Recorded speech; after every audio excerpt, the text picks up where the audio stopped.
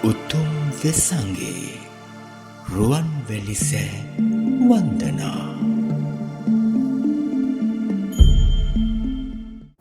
ලෝකවාසී සකල බෞද්ධයන්ටම තෙරුවන් සරණ ප්‍රාර්ථනා කරනවා.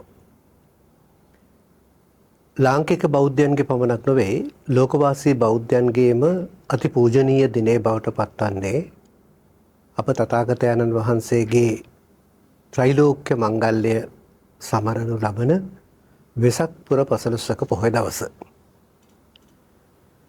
වෙසක් පෙර පසළොස්වක පොහොය දවසට අනුරාධපුරය කොයිතරම් බැතිමුතුන්ගෙන් පිරී ඉතිරී යනවාද යන්න පිළිබඳව කාටත් අටුවා ටිකක් සඳහන් කළ යුතු නැහැ. රුවන්වැලි මහා චෛත්‍යරාජාණන් වහන්සේ හා ලාංකීය බොදුනු සමාජය අතර තිබෙන්නේ නොබිදිය හැකි අන්‍යෝන්‍ය වූ සබඳතාවයක්.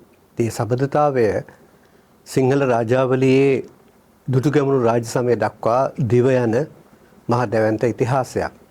අපේ මේ සූදානම මේ පිළිබඳව කතිකා කරන්න නෙවෙයි. මෙය විශේෂිත වූ කතිකාවක් බවට පත්වන්නේ මේ වෙසක් පුර පසළොස්වක පොහොය දිනේ රන්වැලි මහා සෑරාජුන් අභියස සිදුවන සුවිශේෂී දානමය පුණ්‍ය කර්මයක් පිළිබඳව කෙරෙන කතිකාවක්. මේ කතිකාවට අපි ආරාධනා කළා ප්‍රවීණ ගේයපද රචක ග්‍රන්ථ කතුවර උඩුනුවර ශ්‍රී සම්බුද්ධරාජ විහාරාධිපති ගෞරව ශාස්ත්‍රවේදී අවසර පූජනීය සංසුන්ගම ඥානරත්න ස්වාමීන් වහන්සේට. ඊට අමතරව අපි ආරාධනා කළා වෛද්‍යාචාර්ය සමාධි ශශිකලා විජයලත් මහත්මියට. අපේ හඳුනන අවසරයි මම කැමති ඔබ වහන්සේගේ මේ සංවාදය ආරම්භ කරන්න. දැන් 2026 මැයි මාස 30 වෙනිදාට යෙදෙන වෙසක් පුර පසළොස්වක පොහොය දවසේ ඔබ වහන්සේ අපූර්ව ධර්ම දානයක් දෙන්න සූදානම්. එක පැත්තකින් රුවන්වැලි මහා සෑය පිළිබඳව ලියවුණු වන්දනා කවි එකතුවක්. මේ කවි එකතුවට ආධ්‍යාත්මික නිවසක් හා තෘප්තිමත් පවුලක් කියන සංකල්පය ගැබ් කරලා තවත් අපූර්ව ව්‍යාපෘතියක් ඔබ වහන්සේ සමාජගත කරනවා. දෙවනුව බෞද්ධ වන්දනා හා සෑම බෞද්ධ නිවසකම තිබිය යුතු සදහම් පඬුර නම් වූ පොතක් ඔබ වහන්සේ ධර්ම දානයක් විදිහට දෙන්න සූදානම්. ඇයි අපේ හඳුරන්නේ මෙහෙම කටයුත්තකට ඔබ වහන්සේ කල්පනා කරන්නේ? ඇයි මෙහෙම කටයුත්තක් දියත් කරන්නේ? තුමාගේ ප්‍රශ්නය මම ඊටම වැදගත් කොට සලකනවා. මක් නිසාද බෞද්ධ අපි විශේෂයෙන්ම දානය කියන වචනයත් එක්ක බැඳුණු જાතියක්. ඒ අතර බුදුරජාණන් වහන්සේ පෙන්වා දුන්න කාරණයක් තමයි සබ්බ දානං ධම්ම දානං ජිනාති කියන කාරණය. මේ සියලු දාන අභිභවා ධර්ම දානය ශ්‍රේෂ්ඨයි කියන එකයි උන්වහන්සේ දේශනා කළේ. රුවන්වැලි සෑය එක පැත්තකින් ගත්තොත් ශ්‍රී ලාංකීය ජනතාව ඒකරාශි කළ ඒකච්ඡත්‍ර කළ එහි අභිමානවත් සංකේතයක් වශයෙන් සලකන්නට පුළුවන්. අපේ සිංහල බෞද්ධ සමාජය පමණක් නෙමේ ශ්‍රී ලාංකීය සමාජයේම බොහොම සහජීවනයෙන් බොහොම තෘප්තිමත් සමාජයක් වශයෙන් පැවති සමාජයක්. නමුත් යම් විවිධ කරුණු කාරණා නිසා කාලාන්තරයක් තිස්සේ අපේ සමාජයේ අපේ පෞල් සංස්ථාවේ යම් විෂමතාවයන් මේ කාලේ අපි දැකලා තියෙනවා. ඉතින් ඒක පොදුවේ ගත්තොත් අපේ හෙට දවස පිළිබඳව යම් කිසි විදිහක ඛේදජනක තත්වයක් නිරූපණය කිරීමක් වශයෙන් අපි හඳුනාගන්න. ඒ නිසා මම කල්පනා කළා වෙසක් වැනි උතුම් දවසක අපට ලෝකයට සමාජ පණිවිඩයක් දෙනවා නම් ඒ පණිවිඩය බොහෝ දුරට සමාජගත වෙයි කියලා. ඒ නිසා අපි කොතනින්ද මේ කාර්යය ආරම්භ කරන්න ඕනේ කියන කාරණය මම කල්පනා කළා. ඒ අතරේ මම හිතනවා පෞල් සංස්ථාව තමයි මේකට මූලික කරගත යුත්තේ. පෞල් සංස්ථාව කියනකොට කෙටියෙන් සඳහන් කළොත් සමාජ විද්‍යාත්මකව පෞල කොටස් දෙකකට බෙදෙනවා. න්‍යෂ්ටික පෞල සහ විස්තෘත පෞල කියලා. ඒ පිළිබඳව දීර්ඝ විස්තර නොකරත් අපි විස්තෘත පවුලක් කියලා කියන්නේ අපි පැරණි පවුල් ඒකකය. ඒ කියන්නේ අම්මා, තාත්තා, අවිවාහක දරු සහ මවගේ සොහොයුරියන්, ඒ වගේම මවගේ මව්පියන්, ඒ වගේම පියපාර්ශ්වයේ මව්පියන් සහ සොහොයුරියන් ආදි කොට මේ පුළුල් පෞල් පරාසයක් ඒ තුල දැක්කා. ඒ තුල දරුවාට ආරක්ෂාව සහ ඔහුගේ ආධ්‍යාත්මික සංවර්ධනයටත් යම් විශේෂ පිටුවහලක් ලැබුණා මේ පෞල් සංස්ථාවේ. නමුත් අද වර්තමානයේත් එක්ක එක වෙනස් වෙලා තියෙනවා. ඒ අපි න්‍යෂ්ටික පෞල් ඒකකයේ වශයෙන් හඳුන්වනවා. ඒකෙදි අපි දකින්නේ මව, පියා සහ අවිවාහක දරුවෝ. ඉතින් මේ තුල මවත් රැකියාවට යනවා, පියාත් රැකියාවට යනවා, දරුවන් පන්ති යනවා. එතකොට මේ පෞල් තුල ගොඩනැගිය යුතු ආධ්‍යාත්මික පැත්ත යම් තරමක බිඳවැටීමක් තියෙනවා. ඔවුන් හමු වීම අඩුයි, කතා බහ අඩුයි, නැවත උදේම සුපුරුදු ක්‍රියාවලියට එකතු වෙනවා.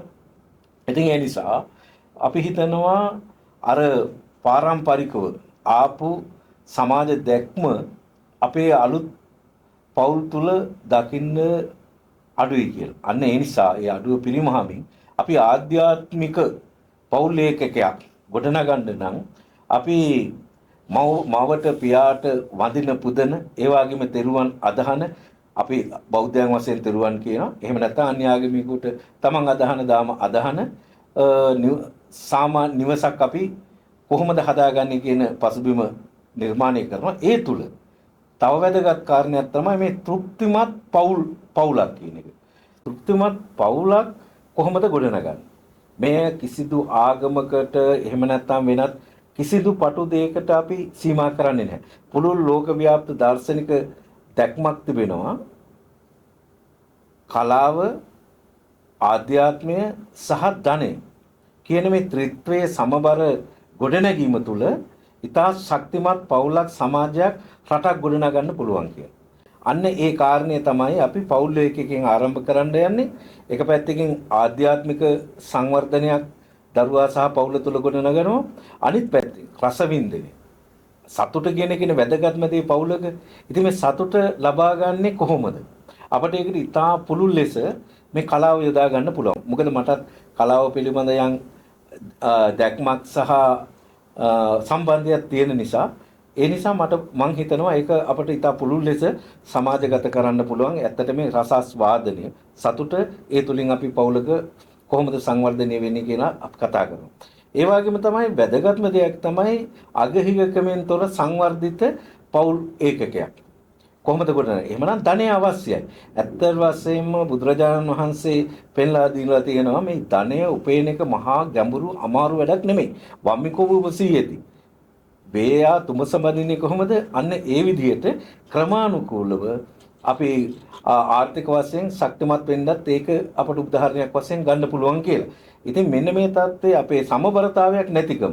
ආදායමට වැඩි වියදම වැඩි. එතකොට වියදම් කරන දේ කොයි විදිහටද වේදම් කරන්නේ, සුදුසු දෙයකටද අනිසි දෙයකටද කියන අවබෝධය නැහැ. මෙන්න මේ නිසා මේ පෞල් ඒකකයෙන් මෙන්න මේ සමාජ අවබෝධයත් ඇති කරමින් ආධ්‍යාත්මික නිවසක් සහ තෘප්තිමත් පෞලක් වෙනුවෙන් අපේ මඟ පෙන්වීමක් තමයි මේ ව්‍යාපෘතියේ ආරම්භය. හොඳයි. ඔබ වහන්සේ මීට පෙර ආතුවත් විවිධ සංකල්පම් සමාජගත කළ යතිවරයන් වහන්සේ නමක්.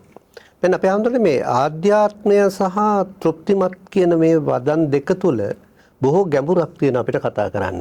ඔබ වහන්සේ මේ සංකල්පය තුල මොකද්ද ජනගත කරන්න උත්සාහ කරන්නේ? ඇත්ත වශයෙන්ම මේ අපේ පෞද්ගලික අරමුණක් වශයෙන් නොගෙන සමාජයේ විසිරී පැතිරී තියෙන විවිධ සමාජ සංස්ථාවන් ඒකාබද්ධ කරගෙන අපට වැදගත්ම දේ තමයි සමාජයක පවුල.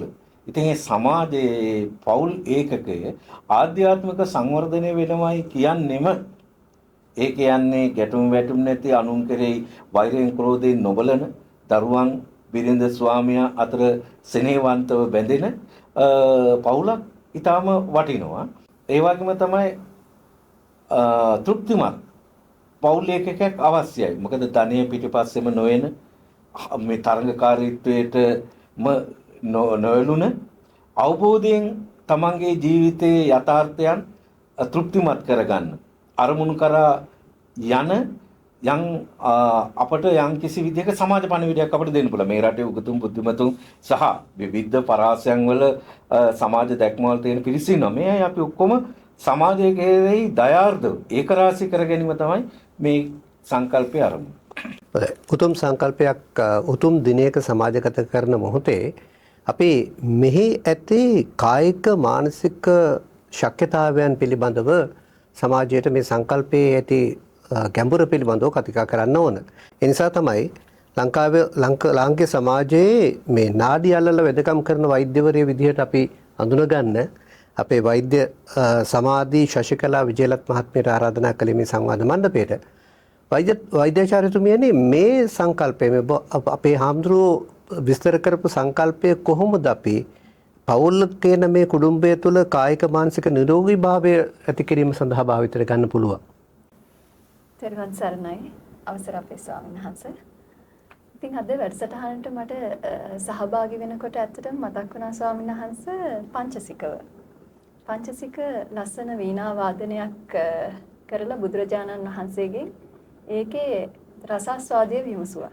ඉතින් අපේ ස්වාමීන් වහන්සේත් මම දන්න දවසේ ඉඳලා කලාවට ඉතාම නැඹුරු ස්වාමීන් වහන්සේ නමක් සහ ඒ කලාව තුළින් අපේ සමාජය ගොඩනගන්න ඉතා ලොකු වෙහසක් ප්‍රයත්නයක් දරන ස්වාමීන් වහන්සේ නමක්. ඉතින් අද දවසේ මේ ලස්සන කවි ටික ලියලා සමාජගත කරලා උත්සාහ කරන්නේ අපේ සමාජයට විශේෂ අර්ථයක් සපයන්න අපේ සමාජය කොහොමද ගමන් කරන්න ඕනේ ආධ්‍යාත්මික පරිසරයක් තුළින් කියන එකට. ඉතින් මම මේ මොහොතේ ගෞරවයෙන් මතක් කරනවා ස්වාමීන් වහන්සේට හැමදාම වගේ මාව සහභාගී කරගන්නවට මේ පුණ්‍ය කටයුතු වලට ස්තුතිවන්ත වෙන්න අවස්ථාවක් විදිහට. ඉතින් ස්වාමීන් වහන්සේ මමත් රුවන්වැලි සෑය ළඟ බොහෝ පින්කම් කරන කෙනෙක් විදිහට ප්‍රායෝගිකව දන්න දෙයක් තමයි ආධ්‍යාත්මික ජීවිතයක් ගත කරනකොට අපිට තියෙන්න ඕනේ මුලින්ම ශ්‍රද්ධාව කියන එක. මොකද ශ්‍රද්ධාව තුලින් නිසා තමයි ශ්‍රද්ධාව කෙනෙක් තුල තියෙන නිසා තමයි අපිට දානීය දෙන්න හිතෙන්නේ. ඒ වගේම තමයි සීලයක් රකින්න හිතෙන්නේ. ඒකේ ඊළඟ අවස්ථාව කියන භාවනාව කියන එකට යන්න ඕනේ කියලා හිතෙන්නේ. ඉතින් මේ ශ්‍රද්ධාව කියන එක ඇති කරනකොට අපිට බෞද්ධයෝ විදිහට මුලින්ම මතක් වෙන තැන තමයි ලංකාවේ රුවන්වැලි සෑය කියලා කියන්නේ. ඉතින් තවත් ඕක ඉස්සරහට ගිහිල්ලා කතා කරනවා නම් අපි රුවන්වැලි සෑය අපේ පේන මානෙ තියෙන දේනේ. නමුත් අපි අහලා තියෙනවා ධර්මයේ හැටියට ඊට ඉහළින් සිළුමිණ සෑයත් සළුමිණ සෑයත් කියන දේවතල සහ බ්‍රහ්මතලවල මේකට සම්බන්ධ වෙලා විශ්වයේ ඊටාම ගැඹුරුම ශක්තියින් පිහිටන ස්ථානය කියලා. ඉතින් මේ විශ්වයේ තියෙන සියලුම දේවල් කොටස් වලට බෙදලා ගත්තොත් කොටස් තුනකට තමයි මේ සියලුම දේවල් අයිති වෙන්නේ. ඒ තමයි ශක්තියින්, ඒ ශක්තියින්ට අදාළව කම්පන තියෙනවා. ඒ කම්පන වල තියෙන ෆ්‍රීකවන්සි එක එහෙම නැත්නම් සංඛ්‍යාතය. එතකොට මේකේ උපරිම අවස්ථාව තියෙන තැනකට ගිහිල්ලා අපි යම්කිසි කාර්යයක යෙදෙනකොට අපේ ශරීරයේ තියෙන සෛලවලත් කම්පන වාර සංඛ්‍යාව සෛලවලට ඒකාත්මික වෙන්න ඉතාම සහයෝගය දක්වන තැනක් තමයි මේ රුවන්වැලි සෑය ළඟ කියලා කියන්නේ. ඉතින් රුවන්වැලි සෑය ළඟට ගිහිල්ලා අපි දන්නවා වාඩි වෙලා හිටියත් මළුවේ අපේ හිත එකඟ වෙනවා කියලා. ඉතින් මෙච්චර ශ්‍රද්ධාවක් පිහිටවන තැනක මේ වෙසක් පුන් පොහෝ දවසේ අපිට දානමය පින්කමකින් තවත් දායක වෙන්න පුළුවන් වෙනවා කියලා කියන්නේ අපේ ජනයා තුළ ලොකු විපර්යාසයක් පරිවර්තනයක් කරන්න පුළුවන් අවස්ථාවක්. ඉතින් මම මේ අහපු ප්‍රශ්නෙත් එක්ක කතා කළොත් ඒකාග්‍ර වුණොත් එහෙම මේ කායික මානසික සුවය ගැන කතා කරනකොට මේ දවස්වල තියෙන ලොකුම ගැටලුවක් තමයි අපි ගොඩක් වෙලාවට ප්‍රශ්න නැතුව ජීවත් වෙන්න හදනවා. නමුත් මේ වගේ කාලයක ප්‍රශ්න නැතුව ජීවත් වෙනවා කියන්නේ ප්‍රායෝගික දෙයක් නෙමෙයි.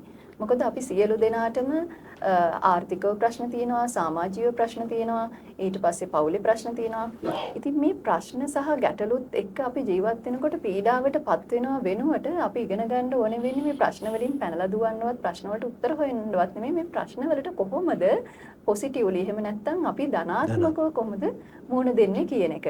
එතකොට මේ ධනාත්මකව මුහුණ දෙන එකේදී මේ වගේ පුණ්‍ය කර්ම හරහා අපිට ගේන්නේ අපේ භෞතික ශරීරය තියෙනවා.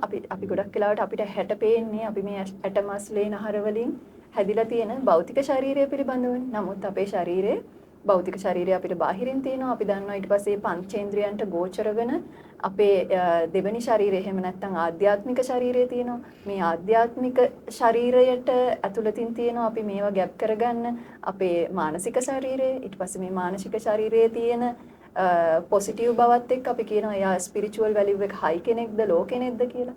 මේ විදිහට අපි පියවරෙන් පියවර ගිහිල්ලා අවසානයේට තමයි නිවන හැවත් එහෙම නැත්නම් ඇස්ට්‍රල් බොඩි කියනවා. අපි ඒ ලෙවල් එකට ගමන් කරන්නේ. ඉතින් මේ ගමනාන්තයේදී අපිට මේ ශ්‍රද්ධාව කියන එක ඉතාම වැදගත්. එතකොට මේ රුවන්වැලි සෑය වගේ ස්ථානයක අපි මේ පුද පූජාවල් කරන එකෙන් වැඩසටහන් කරන එකෙන් අපි බලාපොරොත්තු වෙන්නේ අපේ මේ ආධ්‍යාත්මික ගමන යනකොට අපේ කායික සහ මානසික දෙකෙන්ම අපි නිරෝගී වෙන්නේ කොහොමද කියන එක හඳුනගන්න එක ඇත්තටම. උතුම් වෙසංගේ රුවන්වැලි සෑ වන්දනා.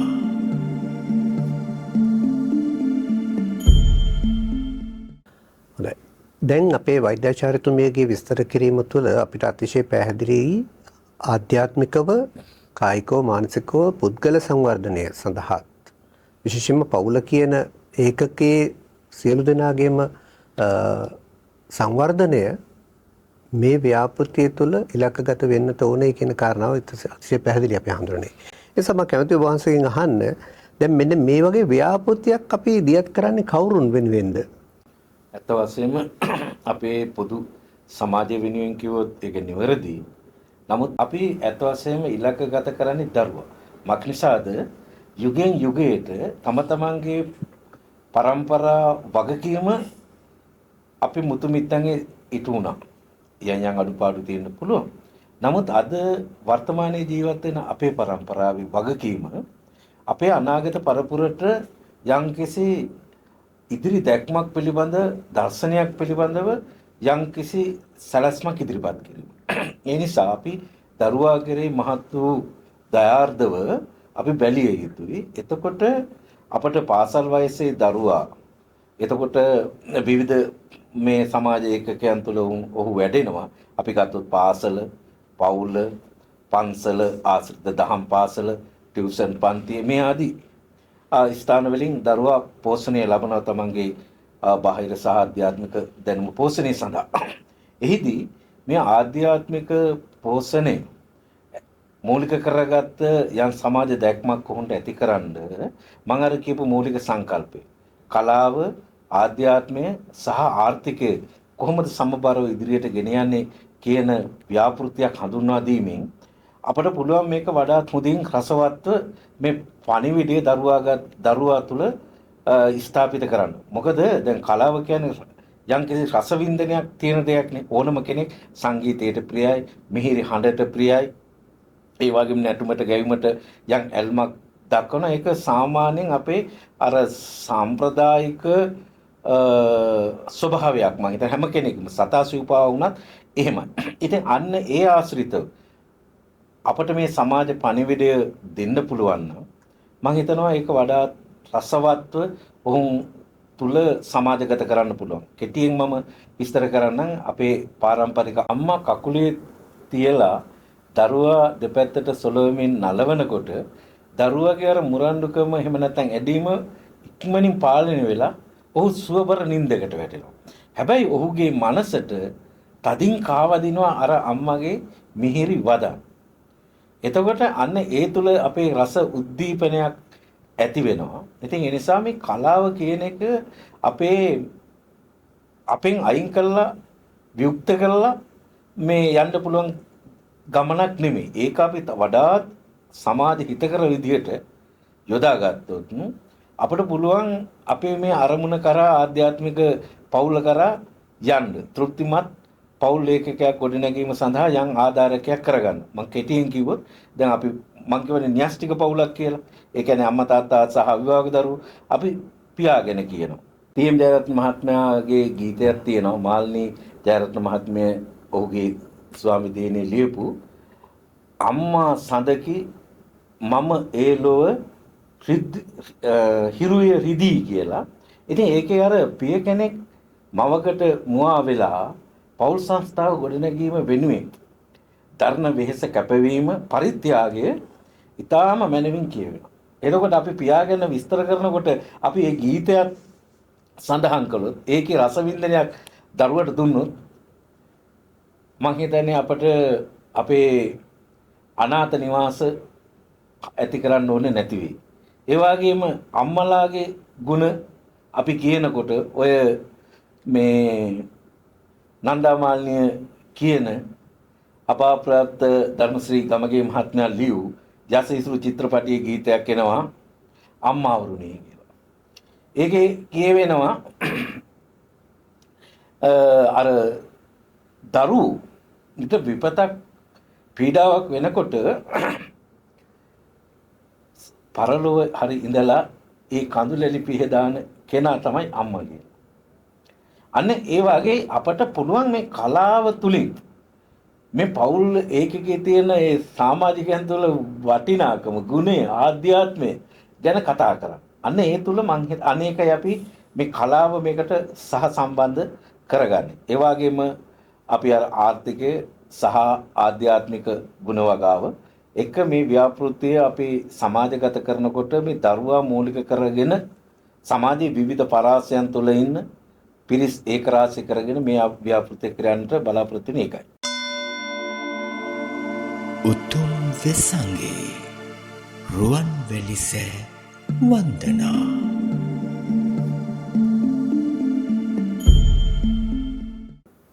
වෛද්‍යාචාර්යතුමියනේ දැන් අපේ හාමුදුරුවෝ සඳහන් කරනවා මේ දරුවා තමයි මේකේ මූලික ඉලක්කය. ඒකට දැන් ඔබතුමියගේ සියලු ඉදිරිපත් කිරීම තුළ විග්‍රහයන් තුළ මේ දරුවා කියන සංකල්පය ඔබතුමිය ඉතාමත් හොඳින් මනවින් ස්පර්ශ කරනවා. අනෙක් පැත්තෙන් ඔබතුමිය රුවන්වැලි මහසෑය ඇතුළු අපේ බෞද්ධ සිද්ධාස්ථාන පිළිබඳව තියෙන හැදෑරීමත් ඒ සඳහා වන බැඳීමත් ඒක අපේ ඇත්තටම අපේ ආත්මීය බැඳීමක් නේ අපිට තියෙන්නේ මේ හැම එකක් එක්කම. එතකොට බුදුදහමත් එක්ක ඔබතුමියගේ හොඳ හැදෑරීමක් තියෙන විශේෂයෙන් මේ ශාස්ත්‍රයත් අපිට ලාංකිකයන් විදියට උරුම වෙච්ච මහා ගැඹුරු ශාස්ත්‍රයක්.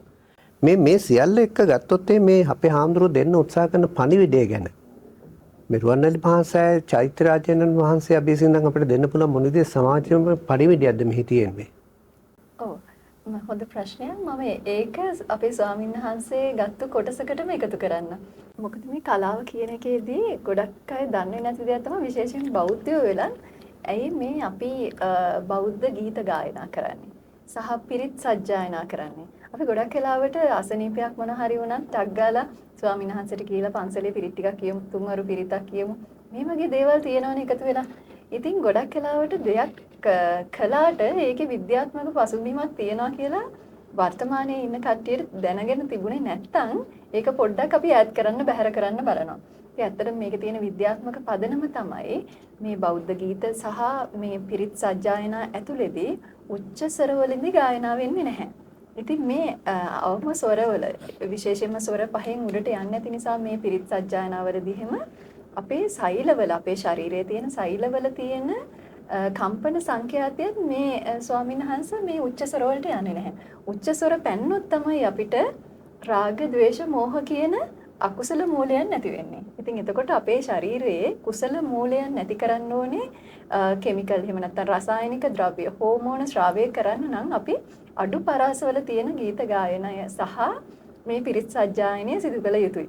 ඉතින් මේ ස්වාමීන් වහන්සේ මේ වෙරදරණකේදී මම මේක විශේෂයෙන්ම සඳහන් කරන්න තව හේතුවක් තමයි ගොඩක් වෙලාවට ස්වාමීන් වහන්සේ නමක් ගීත ලියනකොට කලාව ගැන කතා කරනකොට සමාජයේ සමහර කොටසකට මේක ඇයි මේ ස්වාමීන් වහන්සේ මෙහෙම කරන්නේ ධර්මදේශනා කරනවනේ තාලෙට කියන්න හොඳ නෑ නේද මෙහෙම කියලා අපි ළඟ තියෙනවා මිත්‍යා මත. ඉතින් මට හිතුණා මේ වෙලාවේ ඒකත් විද්‍යාත්මකව හදලා ගියා නම් හොඳයි කියලා. ඉතින් එතකොට මේකෙදි අපිට ආධ්‍යාත්මික ජීවිතයක් ගත කරන්න කලාව කියන එක බෞද්ධ කලාව කියන එක ওই විදිහට තමයි හේතු වෙන්නේ.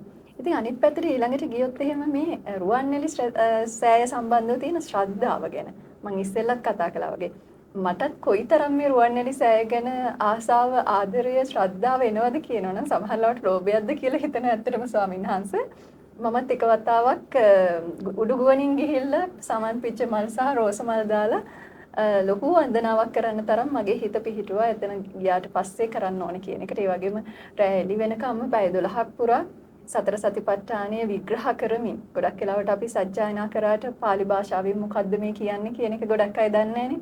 නමුත් ඒක කොටස් විදිහට අරගෙන සිංහලෙන් අපි කොහොමද ඒක තේරුම් ගන්න ඕනේ කියලා අපේ ජනතාවට ලෝකයටම මම බෙදා දෙන්න එක වතාවක් උත්සාහ කරා.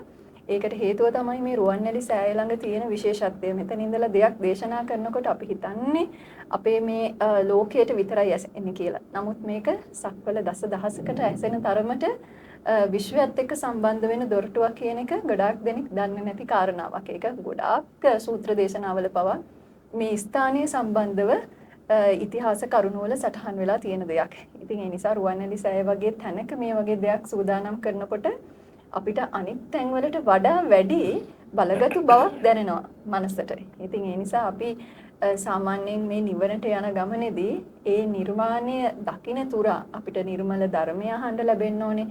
නිර්මල ධර්මය දරන්න ලැබෙන්න ඕනේ. කල්යාණ මිත්‍ර සේවනය ලැබෙන්න ඕනේ. ඒ වගේම ආයු වර්ණ සැප බල ප්‍රඥා කියන දේවල් ලැබෙන්න ඕනේ. ඉතින් මේ සියලු දේටම අපි මේ ශ්‍රද්ධාවෙන් කරන පුණ්‍ය කර්ම සහ අපේ මේ ආධ්‍යාත්මික ගුණ වගාව කියන එක හරි වැදගත්. ඉතින් මේකෙදි අනිත් දේ තමයි මේ පුංචි දරුවෝ ගැන කතා කරනකොට දරුවා කියන තැනින් පටන් ගත්තාම අපිට මේ ශ්‍රද්ධාව ඇති කරන්න විදිහක් නැහැ. මොකද දරුවන්ගේ අතේ ෆෝන් එක හැම වෙලාවෙම දැන්. එහෙම නැත්නම් අපි රූපවාහිනිය දාලා දීලා අම්මලා බිසී නිසා වැඩ කරගන්න යනවා. එහෙම නැත්නම් අම්මා අර මුලින් කතා වුණා වගේ අම්මා රස්සාවට යන නිසා සර්වන්ට් කෙනෙකුට දරුවා බාර දෙන්න වෙනවා. සර්වන්ට් දරුවා බලා ගන්න එක කරදරයක් නිසා දුරකථනයක් හෝ එහෙම නැත්නම් රූපවාහිනියක් දීලා දරුවව පැත්තකින් තියන්න වෙලා තියෙනවා. ඉතින් ඒ නිසා ගොඩක් වෙලාවට අපිට ඉස්සර වගේ දරුවට කවි කිය නලවන්න ඊට පස්සේ දරුවත් එක්ක මල් ටිකක් එකතු වෙලා මල් වට්ටියක් හදන්න පොඩි පොඩි ඇක්ටිවිටීස් කරගන්න වෙලාව නැති වෙලා තියෙනවා ඇත්තටම. ඉතින් මේ වගේ යුගයක අපිට ලේසි වැඩක් නෙමෙයි මේ දරුවා කියන සංකල්පය ආධ්‍යාත්මිකව සහ ගුණවගාවක් ඇති වෙන විදිහට හදාගන්න එක.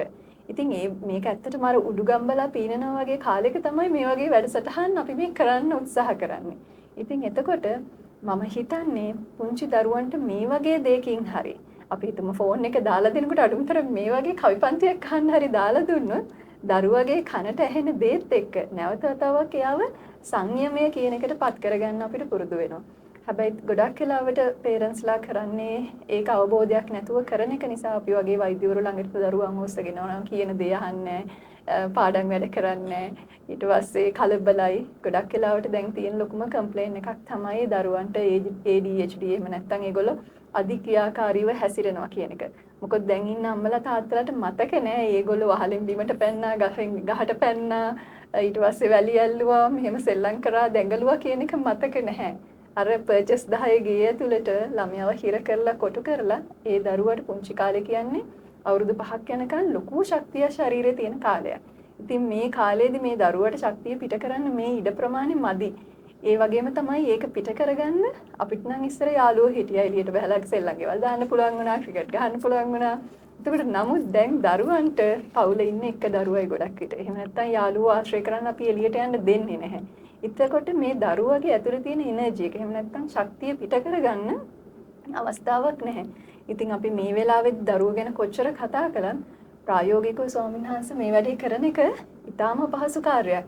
ඉතින් ඒ වගේ යුගයක අපේ ස්වාමීන් වහන්සේ කරන දේ අපි ඇත්තටම අගය කළ යුතු දෙයක් නේද? හඳුනන්නේ දැන් සමාජ කියවීම තියෙන ඕන කෙනෙක් පිළිගන්නා කාරණාවක් තමයි මේ කාලීනව දැන් වෛද්‍යාචාර්යතුමිය සඳහන් කරපු කාරණාවත් එක්ක අපිට අභියෝගයක් තියෙනවා. අපේ හඳුනා ගැනීම තිබ්බට අපිට අභියෝගයක් තියෙනවා මේවා ක්‍රියාත්මක කිරීමේදී. දැන් මේ ඔබ වහන්සේගේ මේ අලුත් සංකල්පය තුළ පවතින දර්ශනය සහ යමකට කියන්න පුළුවන් නේද මේ දැන් මේ පවතින වාතාවරණයත් එක්ක මේ යම් දේශපාලනික දර්ශනයක් මෙහි තියෙනවද කියලා. ඇත්තටම ඒක ගැන අහපු එක ගැන ස්තුති වෙනවා. මොකද හැමදේම අපි ලඝු කරන්න උත්සාහ ගන්නවා යම් දේශපාලන අදහස් වලට එහෙම නැත්නම් දේශපාලන කියවීම් වලට. ඉතින් මම මේ මොහොතේදී ජනතාව ඉදිරි යම් කිසි ප්‍රකාශනයක් කරනවා. ඇත්ත වශයෙන් මෙහි කිසිදු ආකාරයක දේශපාලන අදහසක් හෝ දේශපාලන දැක්මක් ප්‍රොමෝට් කිරීමක් එහෙම නැත්නම් ප්‍රවර්ධනය කිරීමක් කිසිසේත්ම නැහැ. ඇත්ත වශයෙන්ම අපි රටක පුරවැසියන් වශයෙන් අපටත් පුරවැසි වගකීමක් කියලා තියෙනවා. අපේ එක බැඳුණු මේ සමාජයේ ප්‍රගතිය වෙනුවෙන් යම් අපිට තිබෙන දැක්මවල අපේ තියෙන අවබෝධයන් දයාර්ධව සමාජගත කිරීම. අන්න ඒ සඳහා බෞද්ධ භික්ෂුවක් වශයෙන් මම මේ උපන් සමාජයට බොහොම ලැබි පක්ෂපාතී සහ එහි ප්‍රගතිය නිරන්තරයෙන් හිතන කෙනෙක් වශයෙන් ඒ සඳහා අපේ මඟ පෙන්වීමක් අතදීමක් කරනවා හැර කිසිදු දේශපාලන අරමුණක් ඇත්තේ නැහැ. ඒ කියන්නේ මේ වැඩසටහන සඳහා මේ සමාජයේ ඕනම තරාතිරමක පුරවැසියෙකුට ජාති ආගම් කුල පක්ෂ කිසිදු වේදයකින් තොරව අපෙත් එක රාශි වේ යුතුයි. අපේ දැක්ම තමයි අපේ සමාජ සම්මුතිය එකඟතාවය සහ සාමූහික කටයුතු කිරීම. ඒ තුල වෙනත් කිසිදු පටු අරමුණක් නැහැ කියන එක තාම පැහැදිලිව ජනතාව ඉදිරියේ පොරොන්දුවක් වශයෙන් මම ප්‍රකාශ කරනවා. හඳුනන වහන්සේගේ ප්‍රකාශයත් එක්ක මට මෙහෙම දෙයක් මම සම්බන්ධ කරන්න කැමතියි. දැන් වහන්සේ කිව්වා කිසිදු බෙහෙදයකින් තොරව වහන්සේගේ මේ ව්‍යාපෘතිය දියත් කිරීම සඳහා ලෝකයේ ඉන්න ඕනම කෙනෙකුට දායක වෙන්න පුළුවන් කියලා. අන්න ඒ ප්‍රවේශය අපි පැහැදිලි කරොත් එහෙම. ඒ කියන්නේ දැන් ඇත්තටම අපි මේ ධර්ම දානමේ පින්කමක් කරන්නේ. ඒදී අපි ඇත්තටම කරන්නේ පොත් දෙකක් ජනතාව අතරට බෙදා දෙනවා. එකක් තමයි මම මේට වර්ෂ ගණනාවකට ඉහතදී රචනා කරපු සෑම නිවසකම තිබිය යුතු සඳහම් පඬුර බෞද්ධ වන්දනා කියන පොත. මේදී තෙරුවන් වැඳීමේ සිට සාමාන්‍ය ගෙදරක ආධ්‍යාත්මික අදිෂ්ඨානය දක්වා යන්නේ කොහොමද කියලා ඒ පොතේ සඳහන් වෙනවා. ඉතින් ඔබතුමා ඇහුවේ වැදගත් ප්‍රශ්නය නිසා මට ඒක පොඩ්ඩක් විස්තර කරන්න ඕන. ඒ ආධ්‍යාත්මික අදිෂ්ඨානය කියලා එකක් මම සඳහන් කරලා තියෙනවා. ඒ කියන්නේ තෙරුවන් අදලා පිරිත් කියලා දෙවියන් පින් දීලා ඒ අන්තිමට අපි බොහෝ දුරට කරන්නේ මෛත්‍රී භාවනාව වගේ දෙයක්. මම මෛත්‍රී භාවනාවත් කෙටියෙන් එකේ විස්තර කළා ආධ්‍යාත්මික අදිෂ්ඨානයක් එකතු කරලා තියෙනවා. මේ ආධ්‍යාත්මික අදිෂ්ඨානය ඇත්ත වශයෙන්ම ලොකු ආත්ම විශ්වාසයක් ශක්තියක් කෙනෙකුට ආරම්භ දෙනවා. මම මේ පොත් මුද්‍රණය කළා ඇත්ත වශයෙන්ම මාලිගාව ආශ්‍රිතව පන්සල් වල එහෙම මේ පොත් අලෙවි කිරීම කෙරුණා. මිනිසුන් මෙලදී ගන්න අවස්ථාව සලසා දුන්නා. මේ පොත් මිලදී ගත්ත බොහෝ අය ඔවුන් මේ පොත් ප්‍රමාණයෙන් යම් මට්ටමින් ගෙනාගෙන පොයදා උපාසකවරුන් බෙදා දෙන අවස්ථාවන් තිබුණා. ඔය අතරේ ගත්ත එක්කෙනෙක් මම හොයාගෙනත් ආවා. ඒ පාර ඔහු කියපු දෙයක් තමයි මේ කියපු විදිහටම බුදුන් වැදලා මල් පහන් පූජා කළ ආධ්‍යාත්මික අධිෂ්ඨානේ එයා මාස 3-4ක් එක දිගට සිද්ධ කළයි කියලා. එයා මට පින්දුලා මට කිව්වා මේ සත්‍යම කාරණයක් ඔහු මේ කතාව අහගෙන ඉන්න නම් ඉදිරිපත් වෙලා ඒක තහවුරු කරයි. මේ මට යම්කිසි ආධ්‍යාත්මික තත්වයක් ඇති වුණා කියලා මට හිතෙනවා. මම හිතන කියන බොහෝ දේවල් හරියනවා සහ මං යමෙකුට වතුර වීදුරුවක් දුන්නත් පින්සිතින් ඔහුට ඒකේ සෝයක් දැනුණයි කියලා කියනවායි කියලා. ඔහු දැන් අර මුදල් නොගෙන මිනිසුන්ට යම් පොඩි රෝගාබාධ වලට සුවපත් කිරීම ආදී දේවල් කරනවා කියලා. ඉතින් ඔහු කියනවා මේ தත්ත්වයට ඔහුගේ මනස දියුණු කරගත්තේ මේ ආධ්‍යාත්මික අදිෂ්ඨානයේ සහිත බුදුන් වැඳීම කියලා. තවත් වැදගත් දෙයක් මට කියන්න තියෙනවා. මම දවසක් බස් එකේ යනවා. බස් එකේ යනකොට මගේ සීට් එකේටම එහා පැත්තේ පොඩි හාමුදුර කෙනෙකුත් ඉඳගෙන හිටියා. අපි දෙන්න පුංචි කතාවක් කළා. ඒක සාමාන්‍ය දෙයක්. ඉතින් පොඩි හාමුදුර කෙනෙක් කිව්වොත් අනිවාර්යයෙන්ම කොහෙද පැවිදි වුණේ කොහොමද දැන් ඉගෙන ගන්නවද ඒවා මේ අහනවා. ඉතින් අපි මේ පොඩි හාමුදුරුවෝ මාත් එක්ක කතා කරගෙන යනකොට කිව්වා හාමුදුරනේ මම දැන් අවුරුදු 10ක් විතර වෙනවා පැවිදිලා ඉගෙන ගන්නවා පිරිවෙන් ආසානි කරනවා. කොහොම කතා කර ගියා. ඉතින් එයාට ඕනකම තිබුණා මං කවුද කියලා අහන්න. ඒපාර ඇහුවා ලොකු හාමුදුරුවෝ කොහෙද මොනවද කරන්නේ මේ කියලා. ඉතින් මම කෙටියෙන් කිව්වා දැන් මට බාහින හෝල් ටිකක් ලඟ වුණා. ඉතින් මම කිව්වා මම නමින් නම් සංසුගම හාමුදුරුවෝ ඥානරත්න හාමුදුරුවෝ මේ උඩුනුවර ඉන්නේ කියලා. ඊට පස්සේ හාමුදුරුවෝ සංසුගම ඥානරත්න හාමුදුරුවෝමද කියලා ඇහුවා. මං කිව්වා ඔව් ඇයි අයිඩෙන්ටිෆයි වෙන්නන්ටද කියලාත් මම ගිහිලුවට ඇහුවා. නෑ හාමුදුරේ මම හාමුදුරන්ගේ පොතක් කියවුවා බෞද්ධ වන්දනා කියලා. මං සූරුවැල්ල යන්න හිටියේ මට මතක හිටින්නෙම නෑ. ඒ පාරේ ඒකේ තිබුණා බුද්ධ වන්දනාව සහ ආධ්‍යාත්මික අධිෂ්ඨානේ. මම මාස 3ක් විතර ඒක එක දිගට කළා. ඊට පස්සේ මට අර අදහස වෙනස් වුණා. පාඩම් කරනවා මතක හිටියා. ගුරුවරුන්ගෙන් මම දොස් ඇහුවා හුඟක් මම නොසලකිලිමත් කියලා. නමුත් අන්තිමට මට කෙටි කාලයක් ඇතුළතදී පන්තියේ 3 වෙනි 4ට එන්න පුළුවන් වුණා. හාමුදුරුවෝ හඳුනාගත්ත එක දැකීම අමුවේ මට ලොකු සතුටක් ගියා. මම ගා පොඩි හාමුදුරනේ වහන්සේට ඒ වගේ සැනසීමක් ලැබුණා නම් මගේ පොත ඒත් ඇති මට මම ලොකු සතුටක් ලැබෙනවා වහන්සේගේ වචනෙන් කියලා මම ඊළඟ හෝල්ට් එකෙන් මම බැස්සා. ඉතින් අන්නේ පොත මට හිතුණා මේක සමාජගත කරන්න ඕනේ කියලා.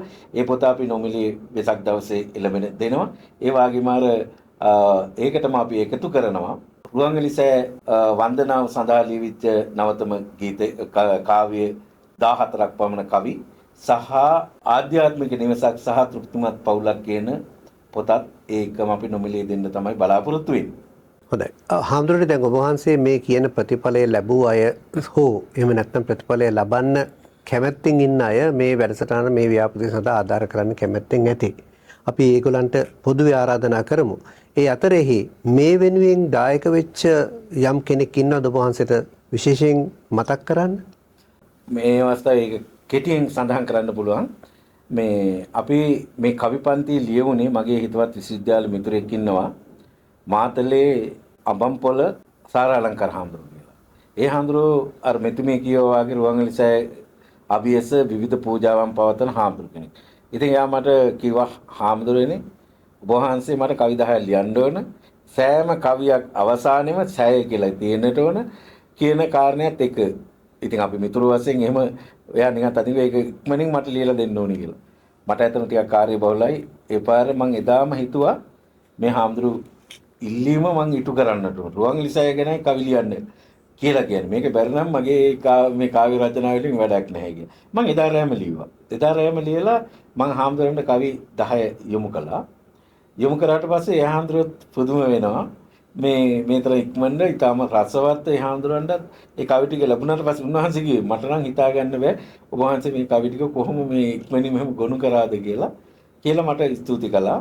ඉතින් ඒ නිසා උන්වහන්සේ කෘතවේදීව මේ මොහොතේ සිහිපත් කරනවා කොහොම හරි පහුගේ දිත්වා කලබලෙත් එක්ක මේ කවිපන්තිය මගේ අතින් ලොස්ට් වුණා නැති වුණා. ඇත්ත වශයෙන්ම මේ කියන්නේ පන්සලේ මං පිටපතක් අරන් තියාගත්තද කියලාත් මතක නැහැ. එතකොට මං හිතුවා කොහොම කොමියුනිකේෂන් එකේ අපි ටයිප් කරපු තැන ඇති කියලා.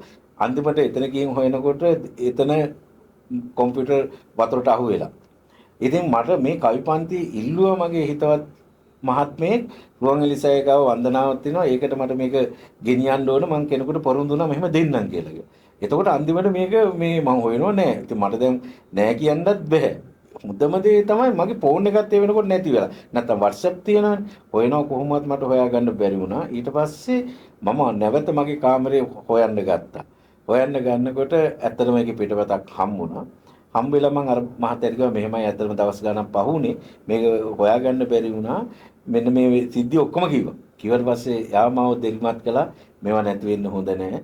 අපි මේ ජනතාවට තියෙන්නට අපි පොතක් කරමු හාමුදුරු පොත් ලියනවනේ කියලා. මං හා කිව්වා. ඊට පස්සේ තවත් කවි 4ක් එකතු කරලා තමයි කවි 14ක් වුනේ.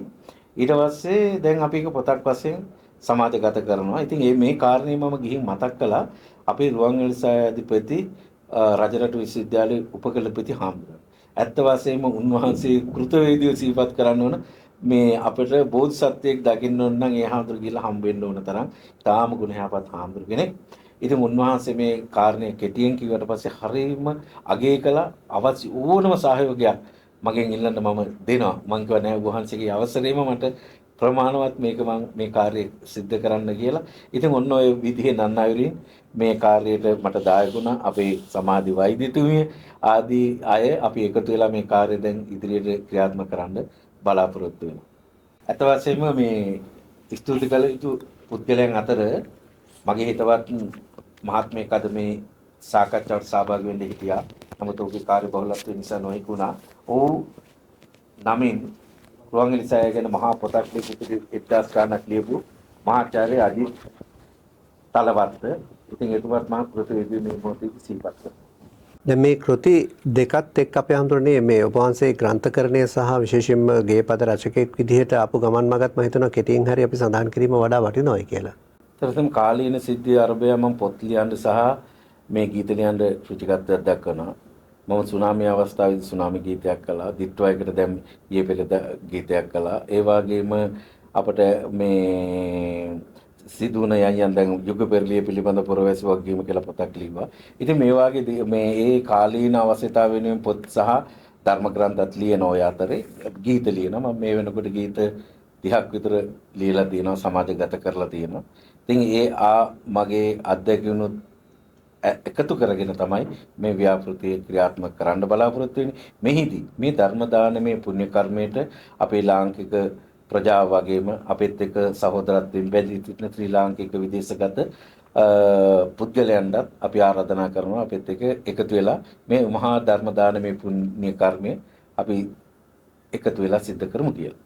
යමෙකුට යමක් දෙන්න සිතුවිල්ල පහළ වෙන්නෙත් ඔහු ගොඩනගා ගන්නා වූ ඔහු සංවර්ධනය කර ගන්නා වූ ඒ ආධ්‍යාත්මික ශක්තියින් එක්ක. ඒ නිසා මේ ඔබ වහන්සේ පැහැදිලි කරපු මේ ධර්ම දාණයට යමෙකුට දායක වෙන්න ඕන කියලා මේ වීඩියෝ එක බලලා නැත්නම් මේ රූප දැකලා ඔබට පින් සිරක් පහළ වුණොත් මේ තිරේ දිස් වෙන දුරකථන අංකයට කතා කරන්න කියලා අපි ඔබට ආරාධනා කරනවා.